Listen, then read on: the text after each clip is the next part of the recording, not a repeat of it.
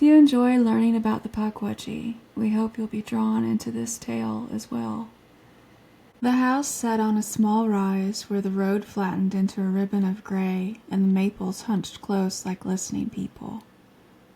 On summer evenings, the light in the kitchen window spilled across the yard in a warm rectangle. On cold mornings, the frost stitched the lawn into delicate lace. Ivy tugged at the stones of the foundation. A low wire fence, older than anyone living there, did little more than remind the neighborhood that someone still tended to the place. Sawyer lived in that house. She was small enough to keep secrets in her palms and clever enough to make up cleverer ones when anyone asked. She had a crown of cowlicks that never stayed down and knees freckled from falling into hedges. Her parents said she had a wild streak and a good heart. They said other things too, serious, tired things about safety and boundaries and the way old woods keep their own rules. They put a brass bell on the porch that rang when someone left, and that bell was meant to be a kind of promise. Come back before the sky turns orange. Come back before the crickets think you're their own. But the woods leaned against the back of their property like a neighbor with stories. In the mornings they breathed a sugar-slow mist. In the afternoons the light went green between the trunks and everything felt the possibility of being reshaped. Sawyer heard those possibilities like a song. Her parents said, "Stay out of the woods." Sawyer heard only the one word she liked better. Go. On the 3rd day of July, when the blackberries were still shy and the air smelled like cut grass and sun, Sawyer slipped through the fence and into the smell of leaves. She kept to the path that was more suggestion than trail, trailing her fingers along the ferns as if reading the page of a book. She found it by accident, or perhaps because something in her small bones recognized the kind of hue that hides a creature. It sat atop a root, like a gnome who had misplaced his hat. No larger than a span, it had skin the color of damp bark and eyes that glimmered the size of pennies. Its ears were too broad for its head and fringed with an absurd flutter of hair. It held something in its hands, an old button perhaps, or the thought of one. Sawyer froze and then smiled. The creature did not flee. It tipped its head and stared with those penny eyes, and in that gaze there was a measure of curiosity and calculation, as if it were learning how much trouble a child could be. It opened its mouth, and the sound that came out was not a human sound. It was a thrumming of leaves, a small gust that brushed Sawyer's cheek like a secret. It showed a row of tiny sharp teeth, and then, more disconcerting, it gave a bow so precise and ridiculous that Sawyer giggled aloud. "You're not a squirrel," she said, because she was testing reality with words and wanted it to not be ashamed of being noticed. The creature fluttered its ears and reached out a stubby, nimble hand. It smelled faintly of iron and pine sap. Sawyer did what children do when they meet something odd and not immediately dangerous. She crouched and put out her own palm. The creature tapped it as if it were delicately sampling a new kind of stone. When their skin touched, a prick of cold ran up Sawyer's arm, and then warmth, like a sun waking. "Hello," she said. "Do you live here?" It gave another small sound and then skittered into the leaves, only a few yards away. It left no footprints that Sawyer could see, only a scattering of bark and a little circle of withered grass where the earth had seemed to inhale. She ran home before the bell rang and told no one. She folded the memory into her pocket. Sawyer went back the next morning, and the next, and then the next after that. The woods listened and turned her into a habit. She learned the spots where moss grew like a library of soft green, where the creek kept its secret language, and where the dappled light made the air feel like it could be held in one's hand. So did the creature. It had 1,000 tiny names in Sawyer's head: Mischief, Friend, Oddling, but never one she could say aloud. It would appear in different guises. Sometimes it crouched in the root where they first met. Sometimes it sat on a low branch, dangling its legs with the dignity of a prince. Once it was behind a wall of blueberry bushes, eyes glittering like two dark beads as if it were trying to remember what people were called. Sawyer brought small things at first because children know the economy of gifts. A piece of string tied into an artful knot, a cookie with too much sugar that tasted like summer, a thimble, a bright bead from a bracelet that had one missing. She left the gifts on a flat stone and stepped back. The creature would come, inspect, and sometimes rearrange the gifts into a pattern that made Sawyer's chest ache in a new, sharp way. It would accept, and sometimes it would refuse, flipping back any treat it deemed unworthy. When it refused, it would tap the thing to a tree trunk and whisper.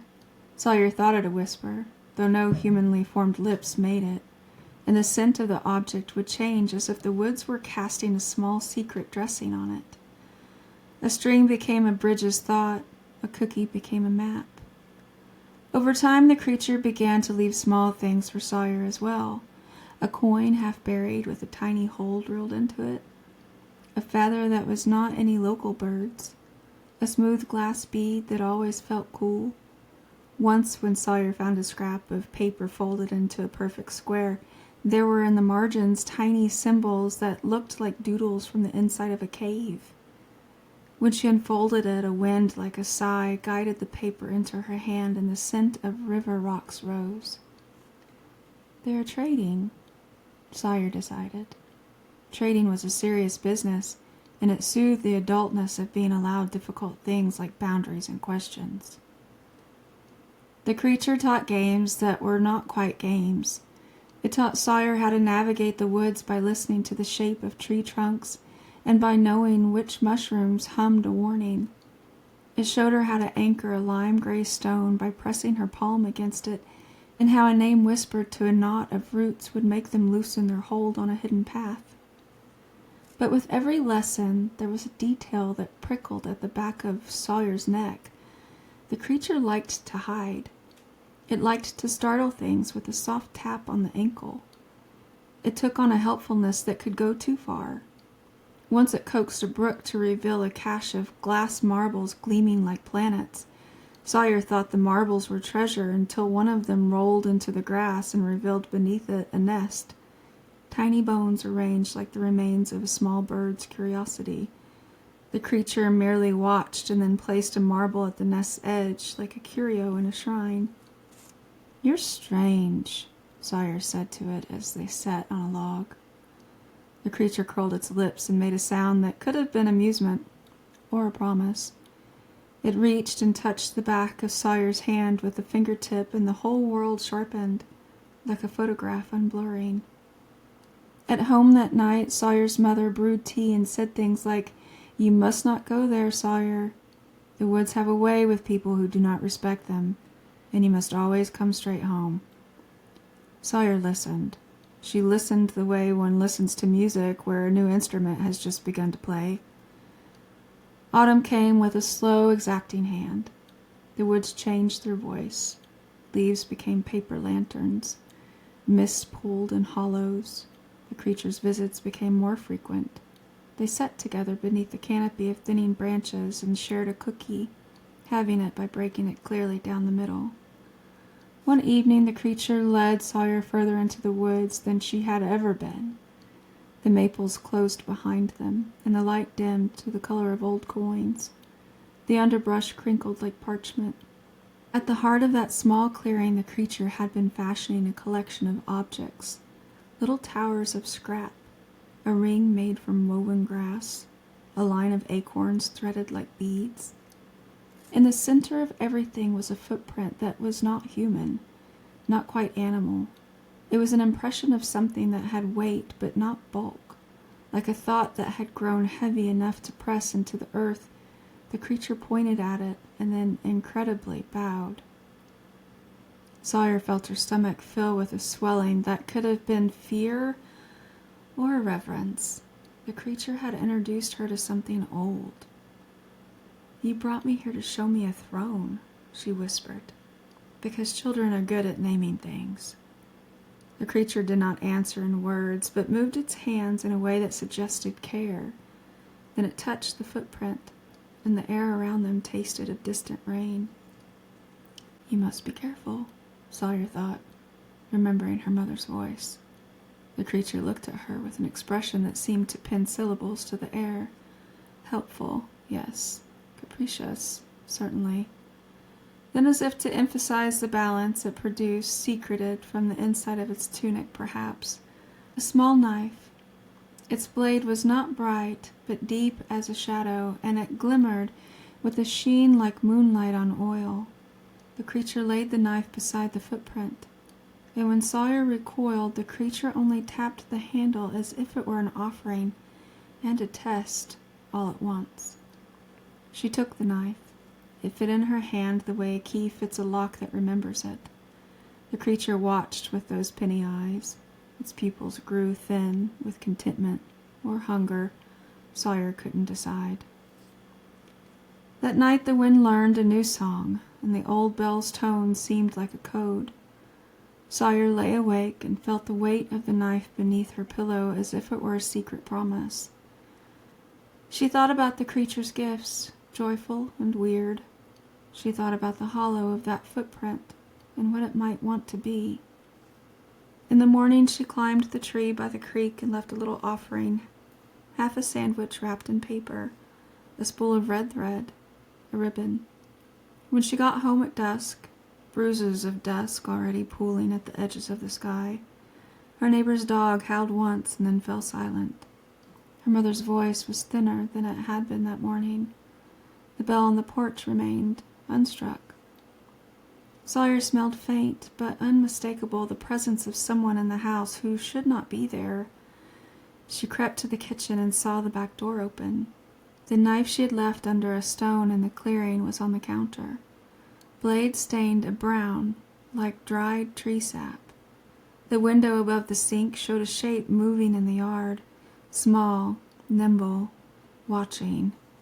Her heart thudded a language of its own. She realized the creature had come to the house. On the porch step, where light and dark argued, was a circle of acorns arranged in a deliberate pattern.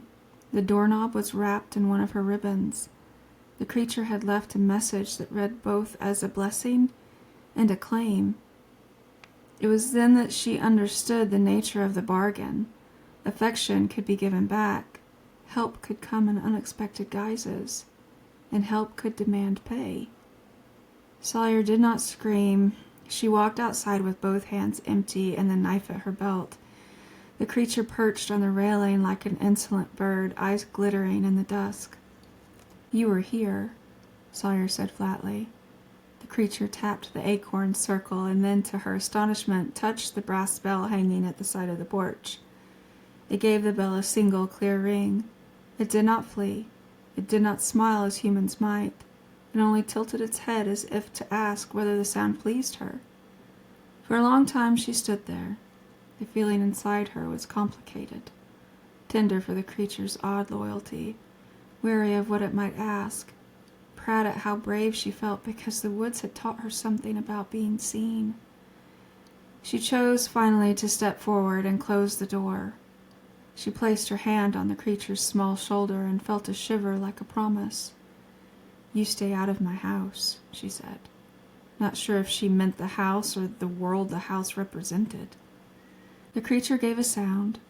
It slid down and disappeared into the garden, leaving only a scattering of leaves that sheltered a tiny, perfect footprint. Winter came early that year, a sudden white invading thing. The woods stood stark, like a chorus in mourning clothes. The creature's visits slowed, but they did not end. When it came, it would sometimes carry bundles wrapped in leaf, a wedge of honeycombed wax, a scrap of cloth that warmed the inside of Sawyer's pocket, a pebble smooth like a sleeping thing. One cold evening a storm unstitched the sky, and wind went through the trees like a hand through hair. The power faltered. Sawyer's mother stoked the stove and hummed a song from her own childhood.